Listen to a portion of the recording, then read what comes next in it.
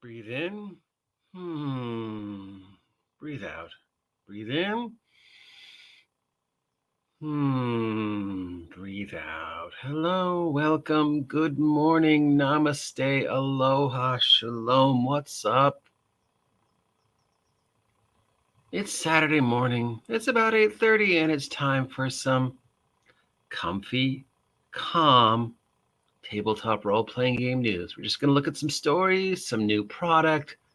No yelling, no screaming, no controversy, no pitchforks and torches, just calm, relaxing news stories, new product to start off the day before we get to whatever today's nonsense is, because we know there will be some. But I've decided to start this new thing where I just give you guys this little moment, this island of tranquility when we could just look at stuff and go, yeah, I want that, or no, I don't.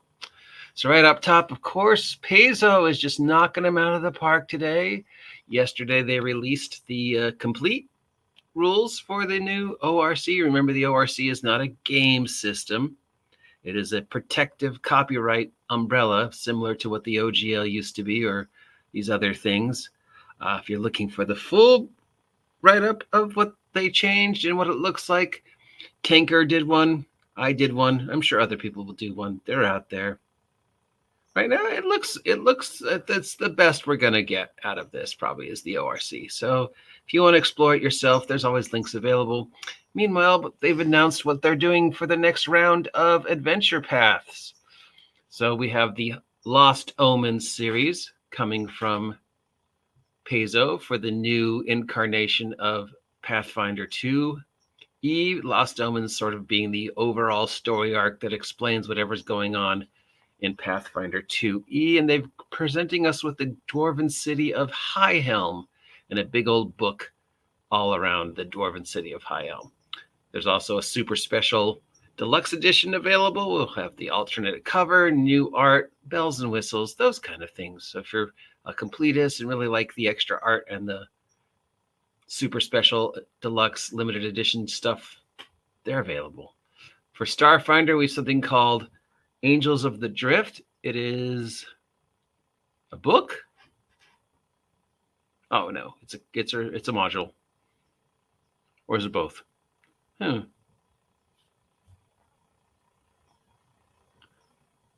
So it's a book that's gonna have playable character stats in it.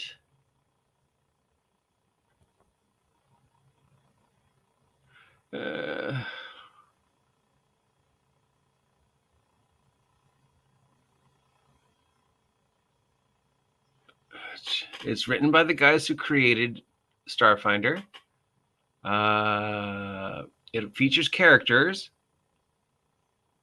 but is it an adventure or a book? It's written up like it's a book. Anyways, it's called Angels of the Drift, and it could be a book set in the Starfinder universe, or it could be a new Starfinder adventure path. I'm not sure. Meanwhile, for Savage Worlds, they've announced adventure path number 192, Worst of All Possible Worlds, Stolen Fate issue 3 of 3. So this is the last of a 3-part AP. It apparently deals with a deck of many things and 18th through 20th level character adventure in Pathfinder 2. Oh my God, the mechanics that must be involved with running that high. So if you've been going through the Worst of All Possible Worlds adventure path and want to see the end, it's available. And we've got some maps from Pathfinder of just sort of generic cave systems on the flip map style quality that they're good for. These maps are always good for just pretty much anything. You know, they're generic enough that you could use them for any cave system, and they're specific to Pathfinder adventures. So if you're running that adventure, the map's available in addition to any other maps. They're just a great tool to have, just these sort of generic maps for multiple locations. And they've done a lot of these. So if you're a person who can't draw and likes maps and likes to be able to just unfold the big old map and put it on the table and show characters exactly where they are, this is probably something for you. And then what is this? We've got something called Year of Fortune's Fall, scenario 603, levels 3 through 6. This is part of Project Dawn, which is a new adventure path for Starfinder. And we've got something called the Year of Boundless Wonder, which looks like the new adventure path for the Pathfinder Society. This is Society Scenario 4 through 15 in Glorious Battle, and we'll take characters up to 12th level. Level? Here's the second one in that Starfinder adventure path. It's called Secrets Long Submerged. And then it looks like we've got some new hard books coming out. We've got Sky King's Tomb and the Rage of Elements super duper adventure path all put back together in a hardback. A lot of new stuff coming from Paizo Pathfinder. Exciting if you're a Pathfinder fan, and even if you're not, the maps and the products that come with these are usually pretty good. The figures are good, the maps are good. So even if you don't play Pathfinder, sometimes the stuff that is attached to these products, like this thingy here or this thingy here, are pretty good. And then finally, of course, there's this Pathfinder 2nd Edition Remastered Core, which we've talked about ad infinitum. So that's what's new from Paizo this week. How y'all feeling? Have we gone too far? Are you relaxed? Are you ready for the next one? We've got a lot. All right, moving on. We've got some news from Funko. Funko is making a Avatar The Last Airbender board game. I don't know why. I mean, none of this looks Funko quality, so I'm not sure how it's Funko. But yeah, there's an Avatar The Last Airbender Crossroads of Destiny board game coming out from Funko. But instead of giving you Funko quality figures, it just gives you these sort of cheap paper figures. If you're going to push the Funko name on something, you'd expect the quality of the little Funko chibi figures. But I guess not. Okay, well, we've got that from Funko. We've got, I'm saving that one for last. Fantasy Fight Games has announced a new game called Marvel Dagger. It is a non-collectible deck building type deck, it looks like, for 1 to 5 players, where you build your little army and play against the deck and move around, and typical Marvel fun. There might be some figures for it, which is probably the best thing always comes out of the Marvel games, is the figures you could use for other things.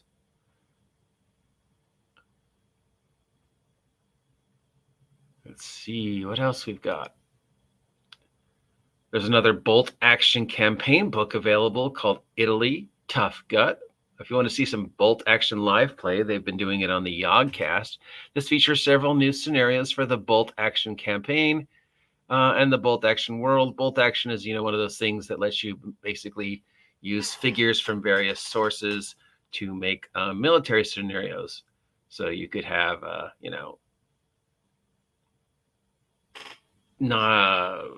Italian mercenaries versus World War II stuff. It's all basically around World War II, but it is basically one of those games where you could use, here's some figures, put them in your scenario kind of thing.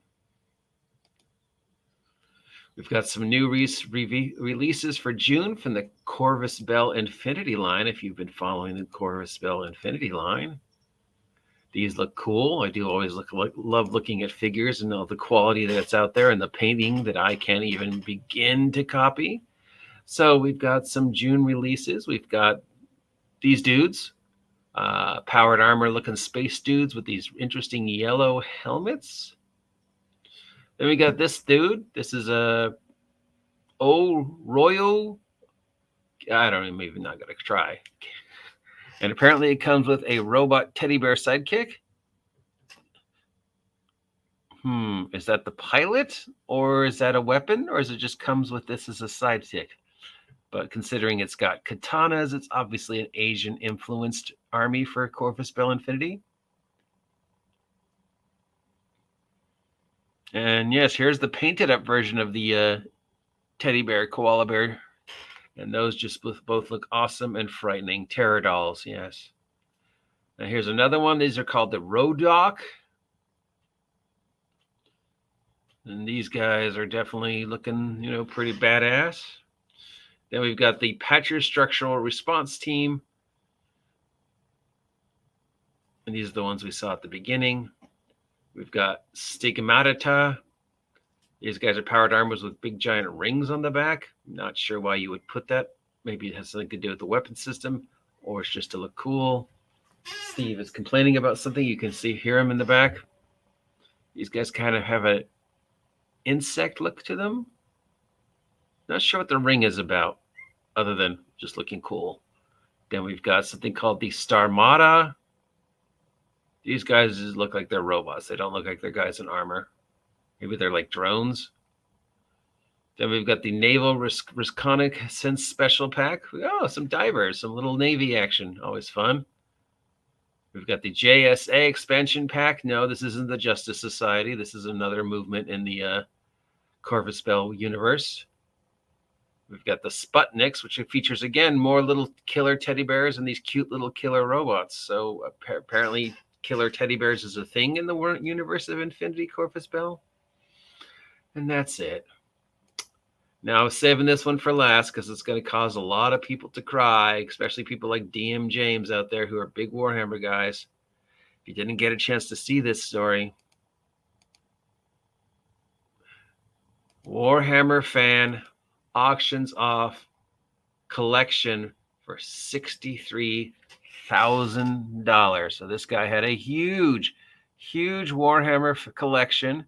It's up for $63,000. The stash belongs to Jamie Hubbard, who owns about 1,400 sealed out-of-print Warhammer Fantasy and Warhammer 40 Kicks keys. They're all still in box mint condition. I wonder if this is the name I know. I know a Jamie, who is a big Warhammer guy, who used to own a game store. So I wonder if this is him. He also has some for other games included in the collection, like Necromunda, Mordheim, Battle Masters, Talisman, Lord of the Rings, army sets for both Warhammer and Warhammer 40K.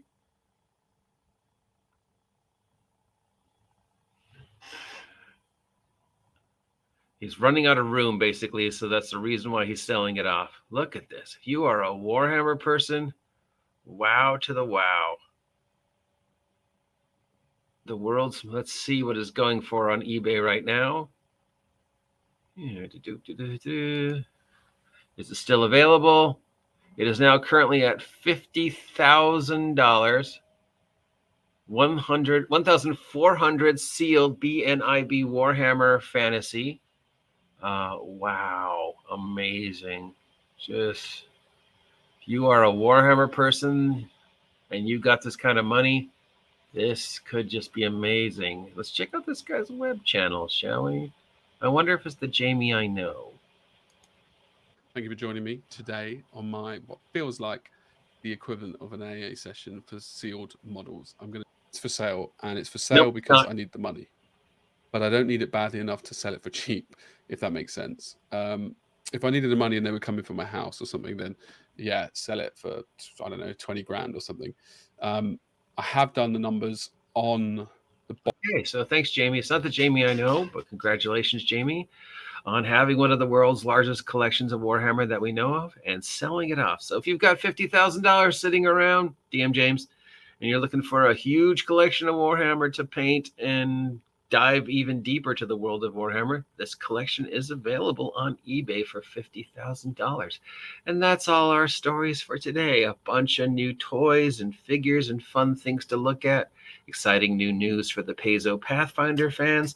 And finally, the ORC soap opera roller coaster has come to an end. It is finished. It is stamped. It's on its way to the Library of Congress and the U.S. Office of Copyright. Sure, the U.S. Office of Copyright could delay it or even say nope, but chances are it'll be official, and then it'll go into the annals of the Library of Congress, like the box from the end of Indiana Jones and the Raiders of the Lost Ark. And for the next 70 years, you are protected by the ORC's rulings and writings if you just choose to use it. We've gone over the ORC in depth in other videos, and Tinker has also done it, so I don't really need to do it again. And that brings today's comfy news to an end. Hopefully you are relaxed, you are in a good place and you're ready to take off our shoes, step down those stairs into the shallow end, enjoy a few seconds of the warmth of the pool, and then dive deep into today's tabletop role-playing game nonsense, which will be the next story. But for now, I have been the OG GM, and if you appreciate this calm moment of news, let me know, and we'll continue it. Talk to you on Monday. See ya.